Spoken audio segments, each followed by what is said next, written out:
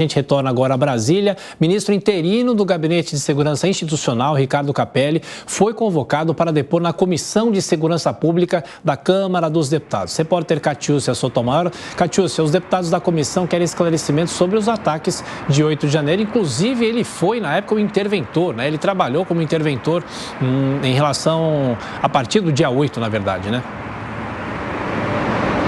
Isso mesmo, Tiago. E como o requerimento aprovado na Comissão de Segurança Pública da Câmara dos Deputados foi de convocação, Ricardo Capelli é obrigado a comparecer à audiência que está marcada para o dia 16 de maio. Se ele não for, pode responder por crime de responsabilidade. Essa proposta de convocar foi aprovada para evitar o que ocorreu na última semana, quando o então ministro do GSI, general Gonçalves Dias, era aguardado na audiência pública do Congresso e apresentou um atestado médico, horas depois do vazamento das imagens do circuito interno do Palácio do Planalto, que mostraram a atuação do general e de outros militares interagindo com os manifestantes. A falta de ação registrada nesse vídeo fez do general o primeiro-ministro do governo Lula a cair.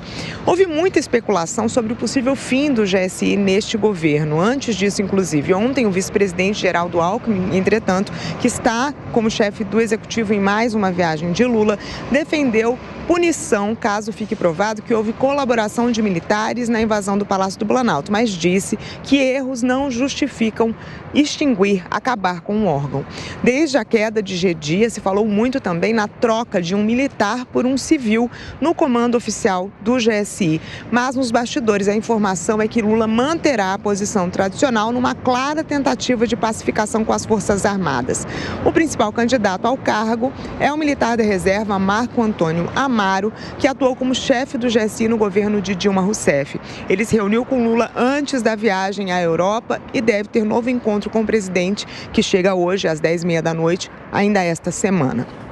Bem, como Capelli assumiu a pasta, o objetivo é que ele esclareça o conteúdo das gravações liberadas pelo GSI neste fim de semana. Isso ocorre também na semana em que o governo deve votar a instalação da CPMI dos atos de 8 de janeiro, até então não defendida pelo governo federal. Lembrando que o ministro interino, que como você disse, foi interventor na segurança pública do Distrito Federal após o presidente Lula decretar a intervenção por conta dos ataques aos prédios dos três poderes, também é secretário executivo do Ministério da Justiça. Tiago. Ok, Catiúcia Sotomayor de Brasília. Daqui a pouco você volta com outras informações, girando os nossos comentaristas. Cristiano Beraldo. Pode ser uma prévia do que teremos da CPI, isso se ele for, porque é um convite, imagino, né?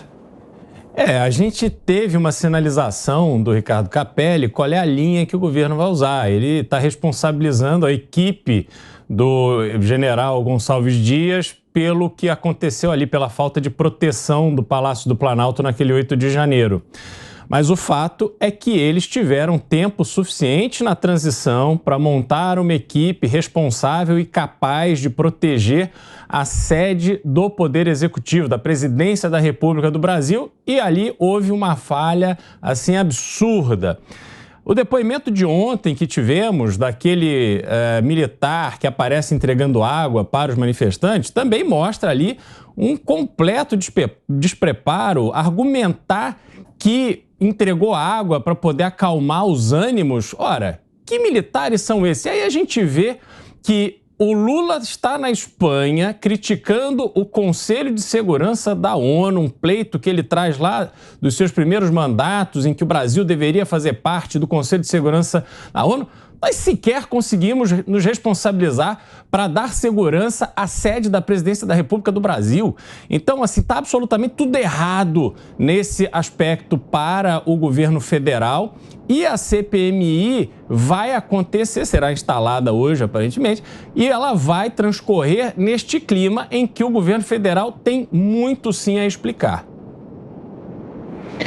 Olha, o Ricardo Capelli, na verdade, ele foi convocado pela Comissão de Segurança Pública da Câmara, ou seja, ele tem que comparecer, ele é obrigado a comparecer. E não é nenhuma surpresa, é uma comissão que é comandada por bolsonaristas, é comandada pelo deputado Sanderson, do PL do Rio Grande do Sul, o primeiro vice-presidente, segundo vice-presidente, são todos aliados do ex-presidente Jair Bolsonaro. É diferente do comparecimento a uma CPMI, que a gente não sabe ainda como será a composição, se terá maioria governista, como defende defende o governo, ou então se terá uma participação importante da oposição. Parece que o pêndulo, o equilíbrio, será dado justamente pelos partidos de centrão. Vamos ver o poder de atração que o governo Lula exerce, principalmente sobre o presidente da Câmara, Arthur Lira, que a gente sabe será eminência parda, deverá influenciar muito na indicação desses integrantes da CPMI. Agora, o Ricardo Capelli, é importante que ele compareça à Comissão de Segurança Pública. Acho que ele tem explicações a dar também, porque ele age como uma espécie de apagador de incêndios no governo Lula, desde o início.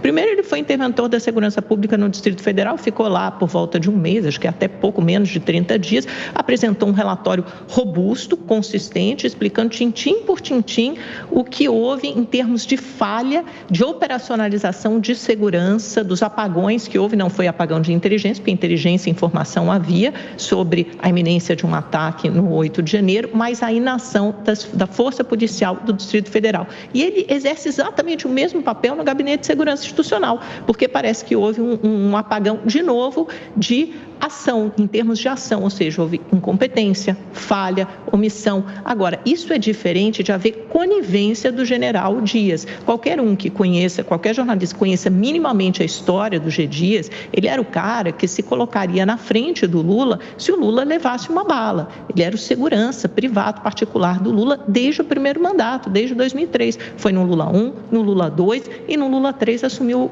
o Gabinete de Segurança Institucional. Participou, chefiou a segurança do Lula também durante a campanha, ou seja, era uma pessoa que gozava da proximidade, da privacidade e da inteira confiança do presidente da República. Eu não acredito, e essa é a minha opinião, que ele tenha quebrado essa confiança no sentido de apoiar um golpe, e isso é uma ilação absurda. Agora, o que houve, fica claro pelas imagens que a gente tem até agora, não só aquelas primeiras que foram divulgadas na semana passada, mas essa íntegra de horas e horas a fio de imagens, é que você vê um general totalmente inerte, isolado, sozinho, no meio daquele GSI, também infestado por bolsonaristas, por egressos do governo anterior, nomeados pelo Augusto Heleno, tanto é que de 9 que foram depor, 9 integrantes do GSI que foram depor a Polícia Federal no domingo, pelo menos uns 7 tinham sido nomeados pelo Augusto Heleno, e era responsabilidade do G. Dias sim ter identificado isso e trocado essas pessoas, feito alterações, mas ele agiu com corporativismo, então talvez com uma dose imensa de ingenuidade, acreditar que essas pessoas fossem proteger a atual administração. E depois a gente viu todos aqueles integrantes do GSI naquele saguão anexo ao Palácio do Planalto, dando risada, olhando o celular e olhando assim atônitos, como se nada houvesse, enquanto policiais entravam no Palácio do Planalto para fazer a proteção e o Planalto totalmente invadido. Então, é importante ouvir o que o Ricardo Capelli, o raio-x que ele conseguiu fazer até agora, as peças do quebra-cabeça que ele conseguiu juntar. Então, é importante que ele preste declarações, sim, aos deputados e, consequentemente, à sociedade brasileira. Mas, Amanda, um general que foi preparado pelo Exército Brasileiro não pode alegar ingenuidade. Ele, mais do que ninguém, conhecia o general Heleno, sabia quem eram as pessoas que estavam ali e sabia, como você disse, ele era a pessoa que se colocaria à frente do Lula para levar um tiro. Então, ele tinha conhecimento da responsabilidade de ser ministro do GSI. Então, o que aconteceu ali foi responsabilidade dele, não pode se alegar que ele foi ingênuo, porque ele não tem essa condição como general do Exército Brasileiro, e a gente vai ter que avaliar, investigar, que essa CPI traga à luz se ele agiu daquela forma porque ele simplesmente achou que não poderia fazer nada, ou se havia ali uma interpretação do próprio governo, incluindo o presidente da República e o ministro da Justiça, de que aquele evento era um evento que favoreceria o governo Lula, porque o governo Lula, desde antes de tomar posse, vinha se manifestando no sentido, pressionando inclusive o ministro Múcio, que foi o primeiro a ser nomeado ou anunciado, que ele tinha que acabar com as manifestações em frente ao quartel. Então, numa certa medida, aquele movimento que, de novo, a dona Mirtes, que estava lá envolvida na sua bandeira do Brasil, que entrou no Palácio do Planalto sem absolutamente nenhuma resistência, ela não estava ali para dar um golpe, ela não ocuparia ali a posição de comando do Brasil, não havia ali uma expectativa de que aquelas pessoas ocupariam a sede dos três poderes e o Bolsonaro viria num cavalo branco com a bandeira do Brasil para tomar conta. Isso é uma ilusão. Aquelas pessoas não estavam ali com um propósito específico de executar um golpe de Estado. São invasores, baderneiros, depredadores, precisam responder por tudo que fizeram. Agora, que houve sim um ganho de narrativa do governo federal, isso é inegável.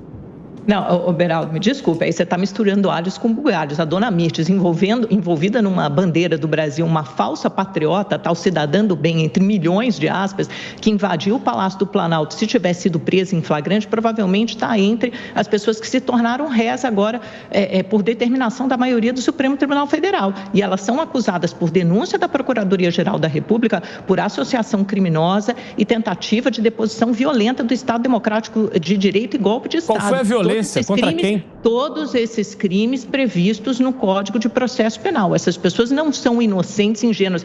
A mesma característica, a mesma qualidade de ingenuidade que você disse que não é possível atribuir ao Gonçalves Dias, é a mesma característica de ingenuidade que não é possível atribuir a pessoas que entram prédios públicos. E note, não são prédios públicos, não é que nem aquela invasão de uma farmácia na Cracolândia, cujas imagens viralizaram nos últimos dias. Embora aquilo seja grave, é roubo, furto, é de outra coisa que se trata. O que essas pessoas fizeram foi invadir símbolos da nossa democracia. A Praça dos Três Poderes, em última instância, é o símbolo, é o coração da nossa democracia. E ninguém está achando que você vai invadir no minuto seguinte, o Bolsonaro vai chegar em cavalo branco, até porque ele não estava aqui, ele estava nos Estados Unidos. O que isso faz é parte de uma sequência de fatos, de eventos insuflados durante uma narrativa de 4 anos que colocava em dúvida, em xeque, o resultado e a legitimidade da eleição e a não aceitação desse resultado. E como resultado da eleição legítimo, resultado legítimo pela maioria da população brasileira foi a eleição de Lula,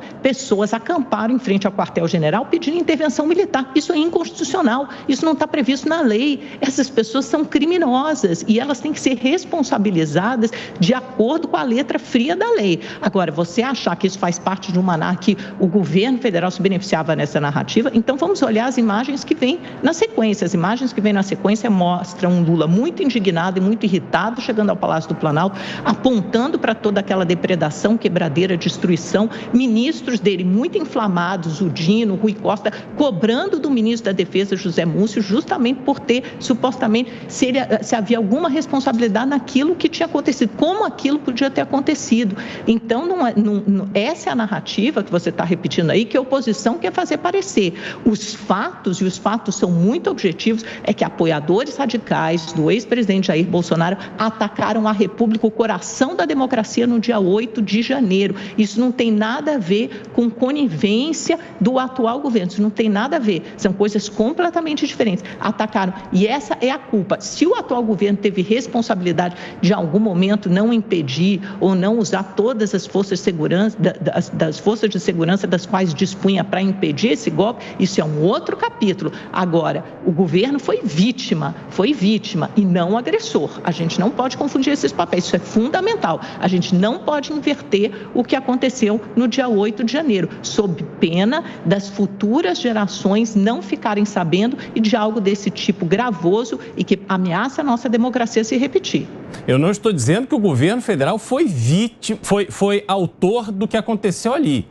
Ele sim teve os prédios invadidos, mas ele se beneficiou da narrativa. Isso é um ponto. Segundo ponto, golpe de Estado, quem deu foi Fidel Castro em Cuba, foi Hugo Chávez na Venezuela. Isso é golpe de Estado. Pessoas armadas vão lá, tomam o poder e, a partir dali, impõem um novo regime no país. Aquelas pessoas que invadiram são criminosas, como eu disse, invadiram e depredaram patrimônio público, enfim, são vândalos, precisam responder para que fique o exemplo que as instituições brasileiras, os prédios símbolos do Brasil precisam ser respeitados.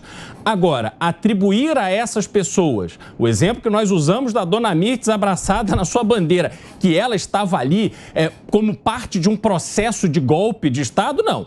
houve confabulação, houve um movimento que pregava isso, que se apurem as responsabilidades. Inclusive que se apure a responsabilidade do próprio ex-presidente. Agora, a gente não pode simplesmente deduzir que aquelas pessoas estavam ali promovendo, realizando um golpe de Estado, porque isso claramente não era o que estava acontecendo ali. Houve omissão, sim, do governo federal. A gente viu ali... Tem documentos que atestam que o Flávio Dino sabia do risco de invasão. A gente sabe que essa informação rodou. Houve ali, inclusive, uma pergunta relatada por um jornalista que soube ali de uma fonte, perguntando se era para ter ali uma guarnição completa de 500 homens ou de 40. O governo tomou a decisão de ter apenas 40 homens ali. De repente, a gente vê um militar ali responsável do GSI entrando num Palácio do Planalto tomado, dizendo, não, eu deixei a minha arma guardada e fui lá entregar água. Que estratégia é essa? Quer dizer, qual é essa urgência de se proteger o patrimônio público que não houve no governo? Agora, se o Lula não sabia, quem sabe isso aqui não foi uma das genialidades do seu ministro, como ele mesmo se referiu numa última reunião ministerial, alguém achou que dessa forma conseguiria levar algum benefício para o governo. Isso precisa ser investigado. Pode ter acontecido, pode não ter acontecido, mas precisamos saber em detalhe quem sabia, quem não sabia, quem fez e quem se omitiu. Mas eu não sei de onde vem essa ideia de que o governo pode ter sido conivente com um golpe de Estado. Você pode até alegar incompetência de algumas forças de segurança, e isso inclui principalmente as forças de segurança do Distrito Federal. Tanto que a gente tem uma pessoa presa até agora, que é o ex-ministro da Justiça e ex-secretário de Segurança Pública do Distrito Federal, o Anderson Torres. E quando você fala na dona Mirtes, num exemplo hipotético, envolvida numa bandeira, ela não é alguém ingênua que entrou ali no Palácio do Planalto, não. Ela está sendo acusada de um crime e não está sendo acusada por achismo meu ou seu, está sendo acusada pela Procuradoria-Geral da República com uma denúncia bem fundamentada, que foi aceita pelo Supremo Tribunal Federal. E quem fala em golpe de Estado, embora ele não tenha se consumado, como aconteceu em Cuba, com Fidel Castro e em outros países, inclusive na ditadura militar aqui, que o presidente Bolsonaro tanto elogia, em 64, houve uma tentativa de golpe de Estado. E não sou eu que estou dizendo. Quem falou isso foi o presidente do Senado, Rodrigo Pacheco, o presidente da Câmara, Arthur Lira, todos os ministros do Supremo Tribunal Federal, o presidente da República e todos os acadêmicos ou todas as pessoas que tenham pelo menos 2 neurônios. Todo mundo sabe que no dia 8 de janeiro aconteceu uma tentativa de golpe de Estado no Brasil. E não é possível diminuir a gravidade desse fato acusando essas pessoas de serem baderneiras ou então de depredarem patrimônio público. Elas não depredaram patrimônio público, elas depredaram a democracia.